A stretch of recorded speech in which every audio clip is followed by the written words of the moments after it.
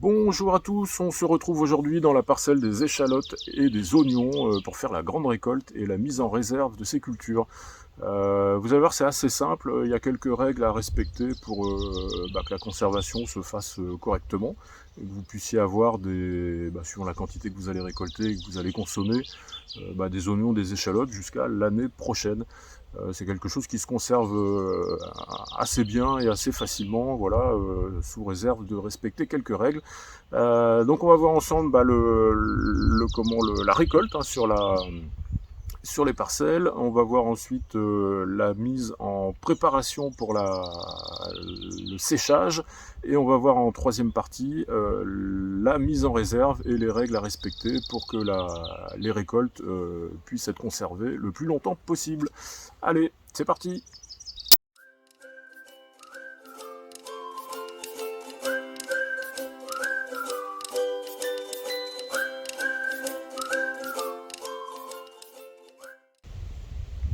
Concernant la récolte, il n'y a rien de compliqué, hein. Les échalotes et les oignons, ça se récolte vraiment facilement. Vous avez en gros juste à tirer dessus.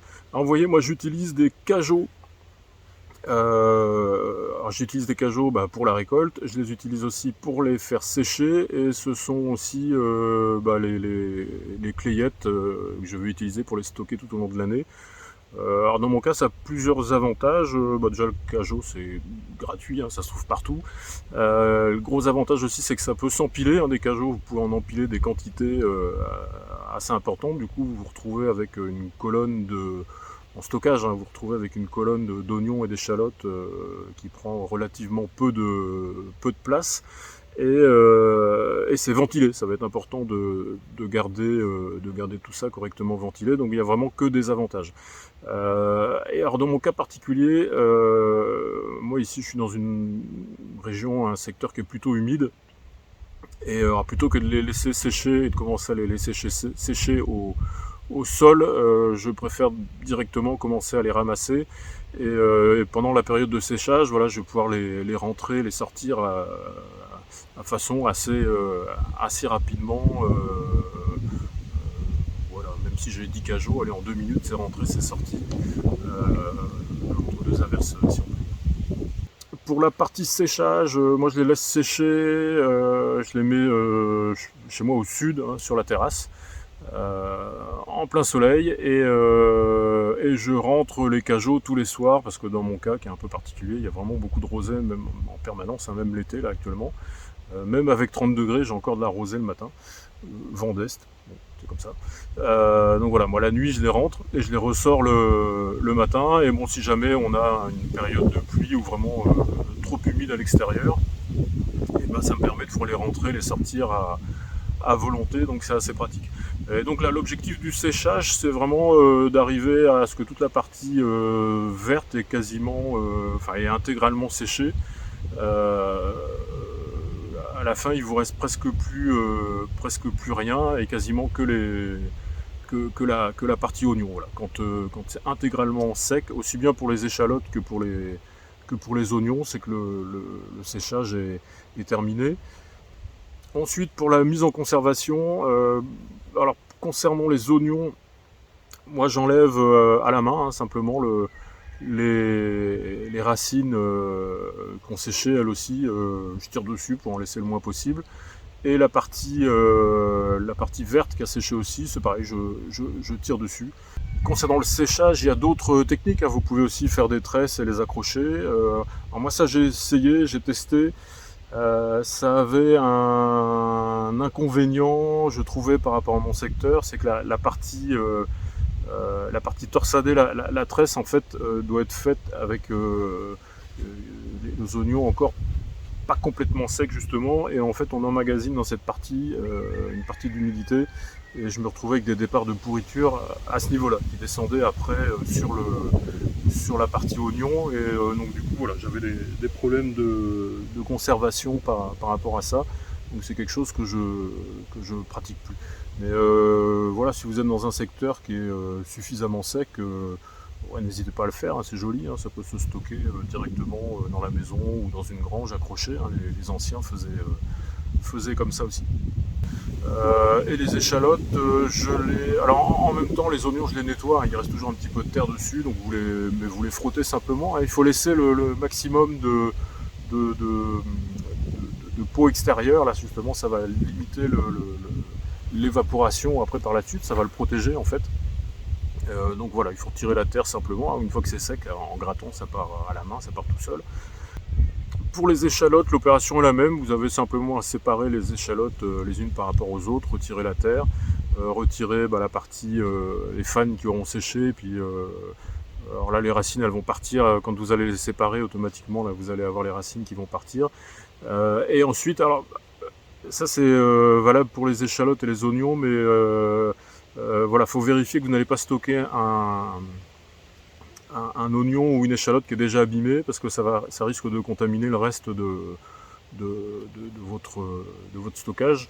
Alors, sur les oignons, ça se voit pas mal. Sur les échalotes, c'est un petit peu plus compliqué à voir.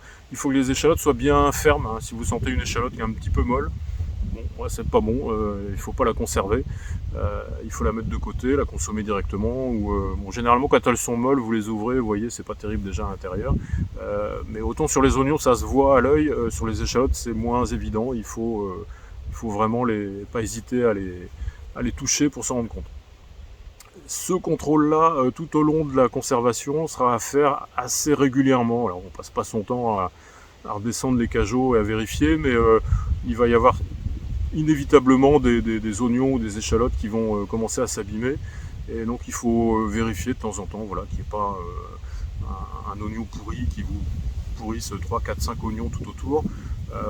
Et pareil, une échalote abîmée qui vous abîme tout le reste de la plaque qui est en conservation. Donc voilà, de temps en temps il faut vérifier. Bon, en fait, en général, moi je le fais quand je vais chercher, quand je fais le stock, quand je vais faire mes courses dans mes réserves, je vérifie en même temps visuellement. Généralement, il y a une odeur aussi, si ça ne sent pas normalement l'oignon et l'échalote quand c'est en conservation. Si si vous sentez une odeur d'oignon ou une odeur d'échalote, qui plus est un petit peu pourri, c'est qu'il y a un problème et que vous en avez une dans le lot qui est abîmée. Il faut essayer de l'isoler, la retirer, au risque de tout perdre.